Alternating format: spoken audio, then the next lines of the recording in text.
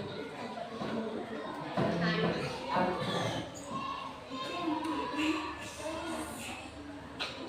salam. Assalamualaikum warahmatullahi wabarakatuh. Waalaikumsalam warahmatullahi wabarakatuh. Sekarang berdoa. Baik kehendak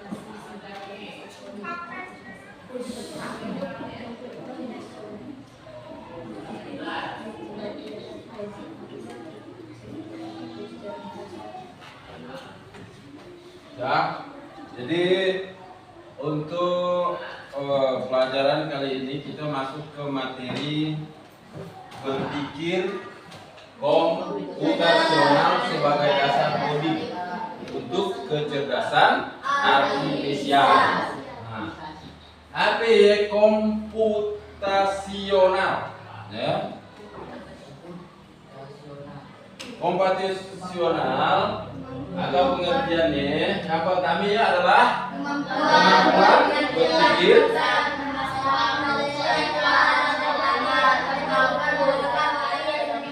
dengan menggunakan teknik ilmu komputer. Nah, komputer contoh perangkatnya yaitu laptop. Kemudian pengertian komputasional yang berikutnya adalah berpikir komputasional juga dapat diartikan dengan memecahkan masalah dengan solusi dengan konsep dasar berpikir dalam informatika. Nah, ini adalah merupakan pengertian dari komputasional. Selanjutnya, jadi dengan demikian berpikir komputasional merupakan kemampuan menyusun solusi masalah secara logis dan sistematis sehingga dapat diproses oleh manusia maupun komputer. Jadi proses berpikirnya bisa melalui manusia dan komputer. Ya, kalau komputer itu perangkat lunak. Kemudian berpikir dengan manusia ya, kita berpikir secara logika. Kalau komputer dia tidak memiliki perasaan. Kemudian prinsip berpikir komputasional ada 4. Yang pertama adalah decomposition, yang artinya adalah memecah masalah kompleks menjadi bagian yang lebih kecil. Kemudian pengenalan pola. Pengenalan pola adalah mengidentifikasi kesamaan atau pola dalam berbagai permasalahan untuk menemukan solusi. Ya. Kemudian abstraksi. Nah, abstraksi adalah menyaring informasi yang tidak relevan dan hanya mengambil bagian yang penting untuk menyelesaikan masalah. Berarti hanya mengambil bagian yang penting. Contohnya kita menyimpulkan. Kemudian berpikir algoritmik. Dia adalah menyusun langkah-langkah, instruksi ataupun prosedur yang sistematis untuk menyelesaikan masalah. Nah, itu adalah merupakan prinsip berpikir komputasional, ya, atau komputer, atau berpikir secara logika. Selanjutnya, pembelajaran berpikir komputasional. Ia ada dua. Ya, yang pertama ada yang disebut dengan plaget. Nah, plaget dia menggunakan perangkat teknologi seperti komputer, tablet, atau aplikasi untuk mengajarkan konsep berpikir komputasional. Ya, contohnya kalau kita ingin mencari sesuatu, ketik aja di Google, carikan saya gambar itu, muncul gambarnya. Ya. Carikan saya pengertian dari itu, muncul. Cuman kalau di Google ya kita harus pandai memilah, karena sumbernya ya banyak. Ya. Kemudian ada yang namanya unplugged atau unplug. Tidak menggunakan perangkat elektronik tetapi tetap mengajarkan konsep komputasional melalui aktivitas fisik dan permainan. Nah, itu adalah merupakan berpikir komputasional sebagai dasar coding untuk kecerdasan artifisial. Ia adalah prinsip-prinsipnya, dan kemudian ada yang namanya plaget dan unplugged. Ya.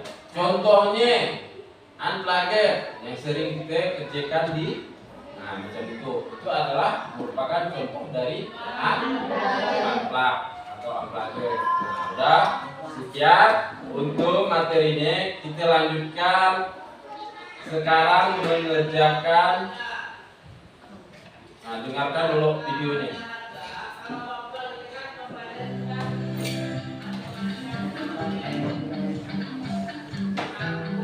Kita tengah berada di era pemanfaatan teknologi seperti AI atau kecerdasan artifisial, mahadata, dan Internet of Things yang makin berdominasi berbagai sektor.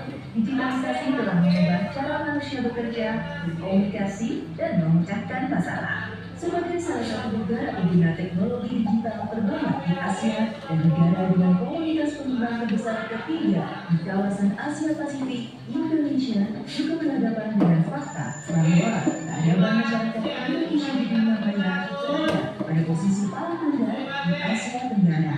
Penggunaan konten digital yang berlebihan dan terus-menerus juga berkontribusi pada meningkatnya berbagai fenomena seperti penurunan kemampuan kognitif dan berpikir kritis atau dikenal sebagai brainrot, switch delay pada anak-anak, serta gangguan kesehatan mental. Berdasarkan fakta tersebut, apakah sumber daya manusia Indonesia memiliki kemampuan untuk dapat berkompetisi secara global? Pemanfaatan teknologi digital oleh masyarakat Indonesia berdasarkan data tahun 2022 sampai dengan tahun 2024 secara dominan masih digunakan untuk mengakses media sosial, hiburan, dan informasi. Optimalisasi pemberdayaan teknologi digital untuk tujuan yang lebih kompleks seperti untuk produktivitas kerja, bisnis, serta aktivitas ekonomi yang produktif masih rendah. Hal ini mengindikasikan masih lemahnya literasi digital masyarakat dan perlunya peningkatan kemampuan generasi muda Indonesia untuk bersaing secara global dalam bidang teknologi digital. Berbagai negara di dunia telah berupaya merespon perkembangan teknologi digital dengan membangun sumber daya manusia yang unggul dan adaptif terhadap perubahan zaman melalui berbagai kebijakan negaranya. Amerika, Tiongkok, dan Inggris menjadi tiga teratas negara yang memimpin dalam pengembangan dan pemanfaatan kecerdasan artifisial di dunia. Sementara itu, untuk kawasan ASEAN adalah Singapura dan Malaysia. Salah satu kebijakan dan strategi nasional yang mendorong penguasaan teknologi dan pengembangan kecerdasan artifisial di negara-negara tersebut, yaitu dengan mengintegrasikan coding dan kecerdasan artifisial dalam sistem pendidikan. Dalam menjawab tuntutan dan menghadapi tantangan global di bidang teknologi digital ini, terutama bagi generasi muda sebagai tonggak masa depan bangsa, sistem pendidikan perlu memastikan bahwa literasi digital, termasuk pembelajaran coding dan kecerdasan artifisial, menjadi bagian dari kurikulum. Pemerintah Indonesia dalam hal ini Kemendikbudristek dengan bertolak dari berbagai data tentang teknologi digital, rencana pembangunan jangka panjang nasional, serta aspek cita melihat perlunya pembelajaran coding dan kecerdasan artifisial sebagai langkah melengkapi pembelajaran informatika yang sudah berjalan. Namun, seberapa pentingkah sebenarnya pembelajaran coding dan kecerdasan artifisial ini? Akankah kecerdasan artifisial ini menggeser peran manusia?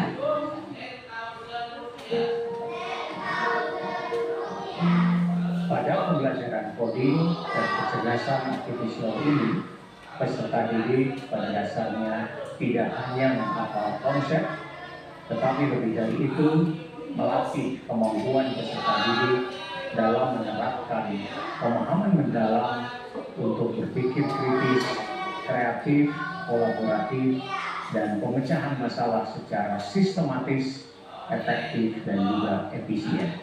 Karena itu maka upaya untuk menciptakan lingkungan pembelajaran yang kondusif yang memungkinkan anak untuk memiliki rasa ingin tahu yang tinggi, kemudian bagaimana agar para murid itu juga memiliki kesempatan untuk mereka mengembangkan pemikiran tingkat tinggi, melakukan kontekstualisasi apa yang mereka pelajari, dan kemudian menciptakan suasana pembelajaran di mana semua murid itu mendapatkan perhatian dari gurunya, itu juga menjadi bagian yang tidak dapat dipisahkan dari pelaksanaan pembelajaran berdasarkan pendekatan mendalam itu.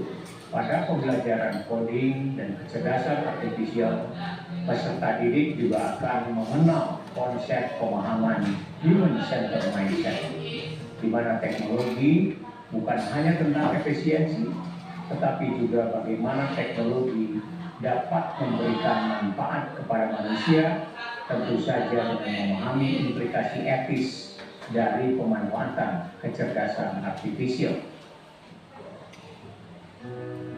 Kecerdasan artifisial bisa membuat manusia fokus pada permasalahan yang lebih kompleks dan bermakna, serta membutuhkan sentuhan emosional, empati, dan interaksi.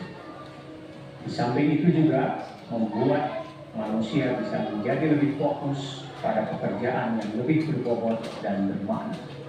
Maka dapat dipahami bahwa kecerdasan artifisial tidak menggeser peran manusia, namun justru membantu pengembangan diri manusia itu sendiri.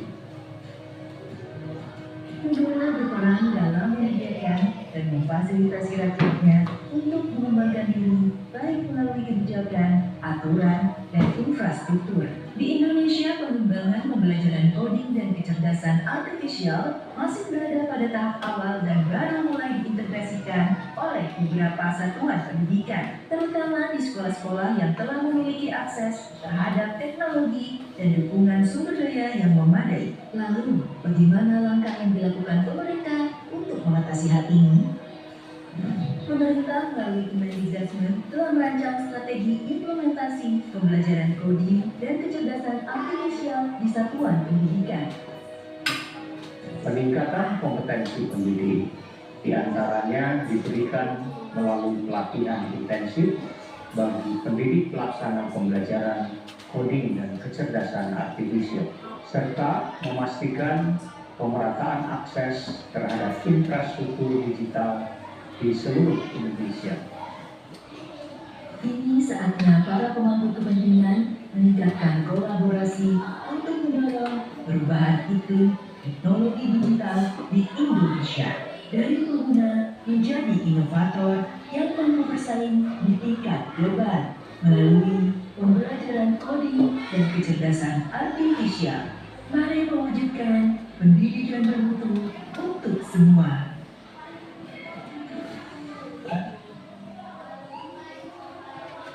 Oke, ya.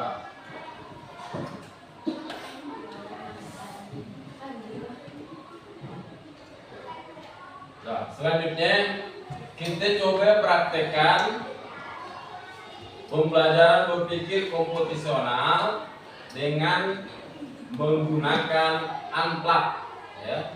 Amplak ya. Contoh kalau amplak ya seperti itu.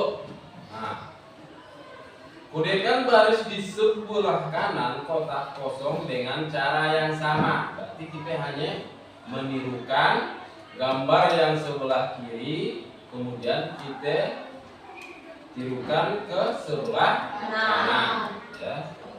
Itu contohnya. Nanti satu-satu akan kita pilih, kita spin sampai yang akan maju ke depan. Hanya menirukan.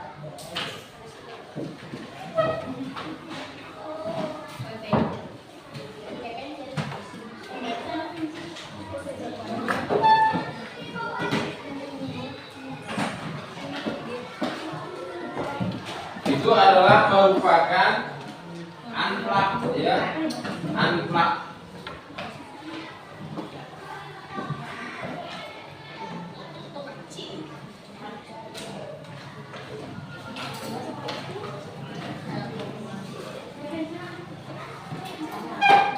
Ya, contoh kegiatannya yaitu amplak. Nanti akan sampai yang akan maju, jadi kita pilih di situ. Ya, itu ada namanya. Terus saya spin. Kalau sampai yang maju lagi kan muncul namanya sampai kelak. Sampai Azim A. Nanti ya. Belum.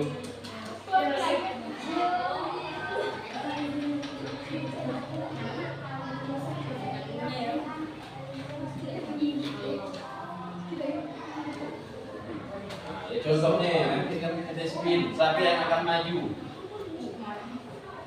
Nanti spinnya namanya siapa?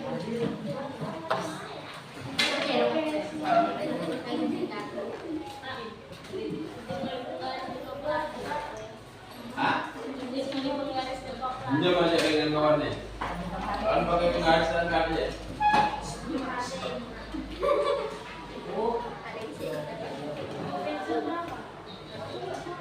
Itu adalah merupakan contoh unplug, ya, unplug.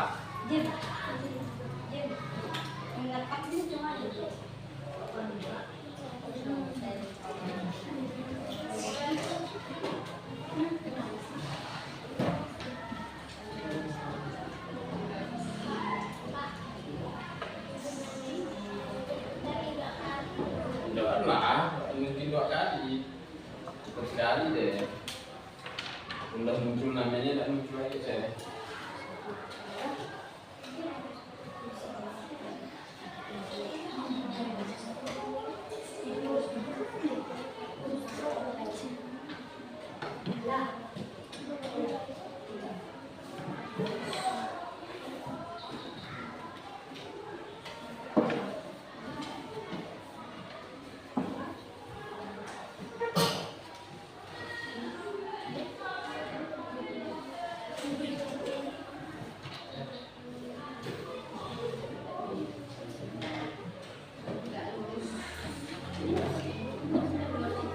Lihat titiknya.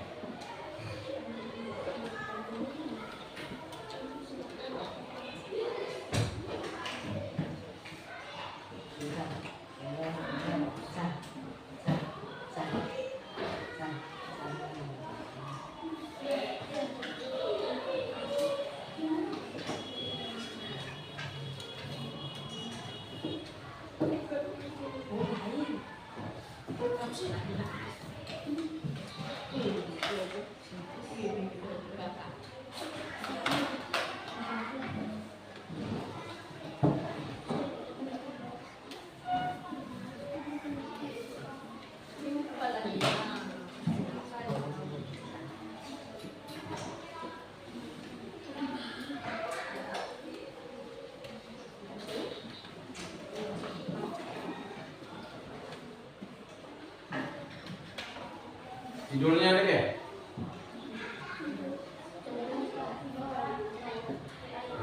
Cerai. Udah ada, pinjam kalau untuk jadi gambar situ.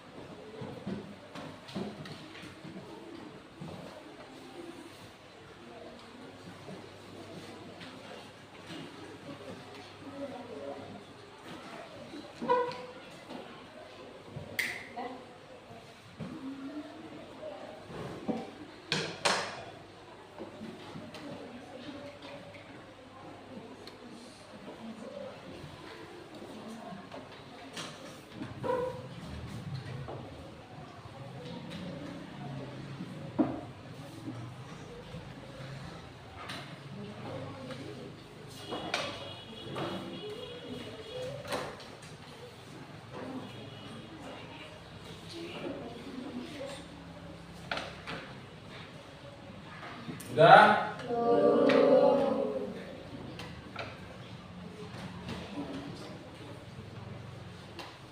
Sudah nomor 1 udah? Nah, sekarang titik sampai yang muncul namanya di situ, dia akan mengerjakan soal nomor 1. Pinjam spidol lainnya. Siap. Lihat siapa yang maju pertama. Salsabila. Salsabila. Salsabila. Nah, soal nomor 1. Mana spidol lainnya? Nah, ini hitam warna merah. Ini merah, yang merah. Nah, Salsabila, kerjakan soal nomor 1. Itu. Garis ya di situ MPP.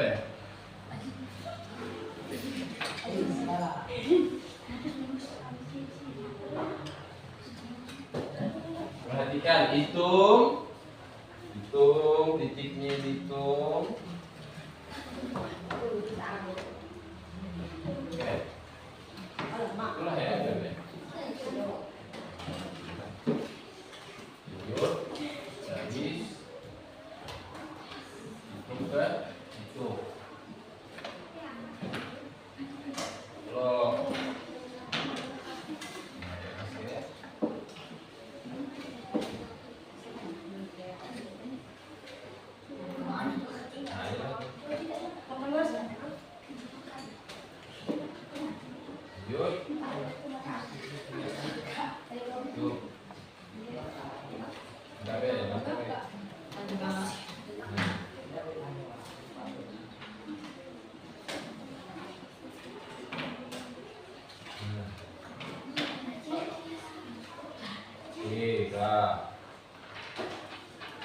Sami ke?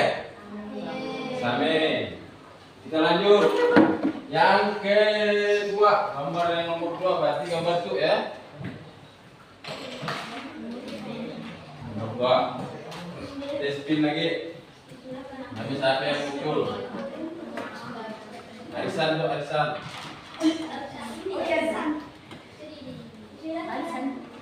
Oke, ini siapa yang muncul?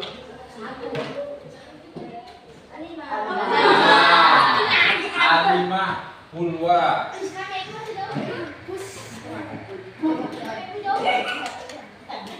Soal yang nomor 2. 5 maju.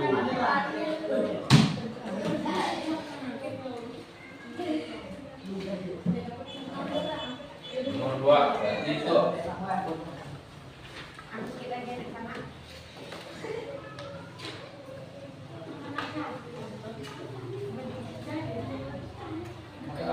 Dari bawah ya, dari bawah. Nah, karena ada titiknya ya. Udah ya langkau ini. Nah.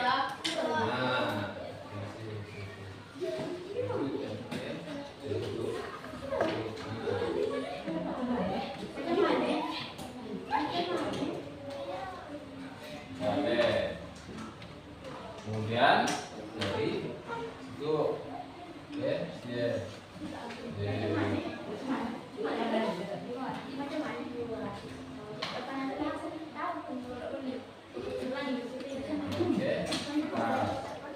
ke atas dah. Ya, tuh.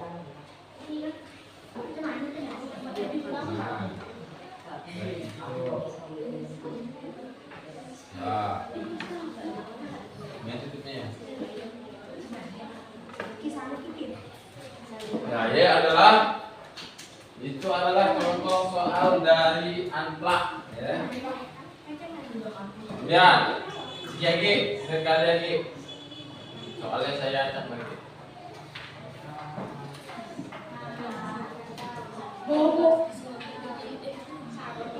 Siapa yang muncul?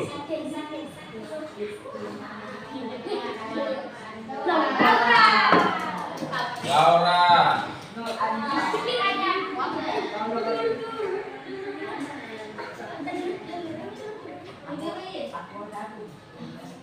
Jawab yang nomor tuh. Tuh.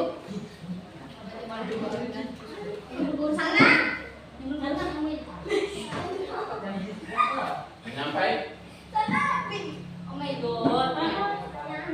Woi, ngapun. Nah. Dari sebelah itu, dari sebelah itu.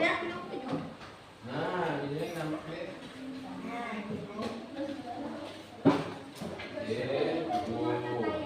Tapi yang lurus. Nah, berikutnya.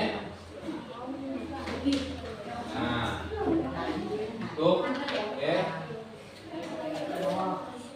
Kemudian ke titik 3. Kemudian titik 1.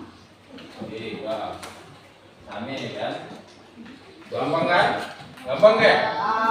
Ini adalah beberapa contoh untuk Anplak, ya, Anplak. Kemudian kalau untuk plaknya atau plagetnya, kita bisa contohnya menggunakan ChatGPT, ya, ChatGPT. Kita tanya aja situ contohnya,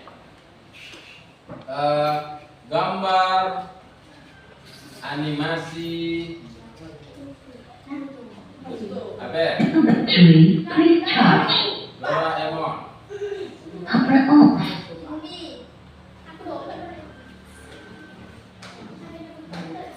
Dia akan muncul.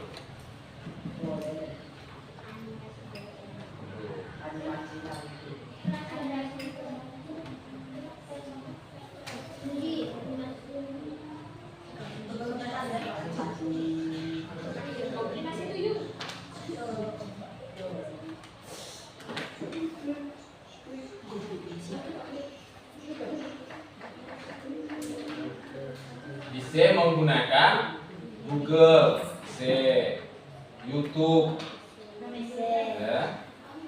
Itu adalah merupakan contoh kita menggunakan plug, ya.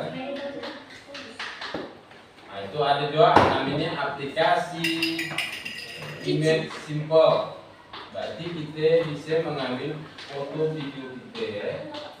Nah, contohnya kita nak mengambil beberapa gambar, ya, dengan posisi miring, membelakangi atau kita tulis namanya berkali dengan posisi yang berbeda, ya.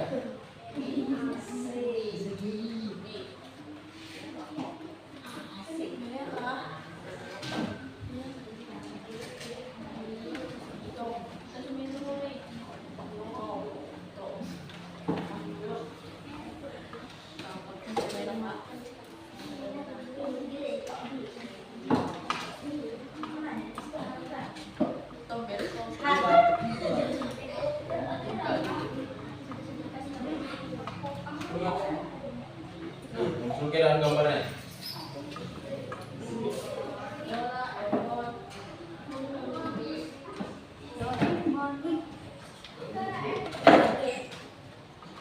Nah, itu kalau yang itu spin itu adalah salah satu contoh penggunaan unplug, plugger. Kalau kita yang ikutin Aisyah,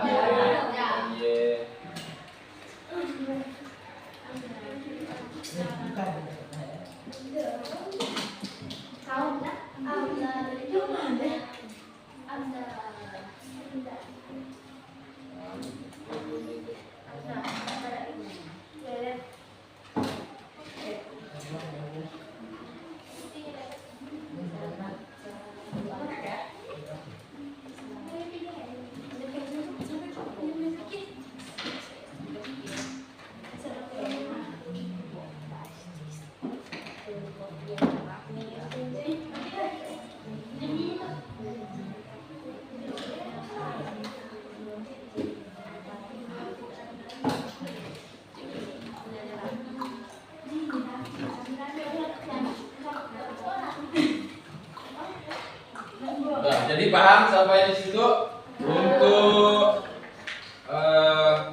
penggunaan plugger dan unplugger, ya. Kalau plugger dia adalah apa? Menggunakan perangkat komputer, ya, bermacam-macam aplikasi di komputer. Kemudian kalau plugger yaitu menggunakan pengkodean atau gambar. Nah, ya, penggunaan dari unplugger, ya. Sampai situ paham? Oke. Kalau udah paham, itu dilanjutkan pekerjaannya. Ya, kita cukupkan sampai situ. Saya akhiri. Assalamualaikum warahmatullahi wabarakatuh. Waalaikumsalam warahmatullahi wabarakatuh.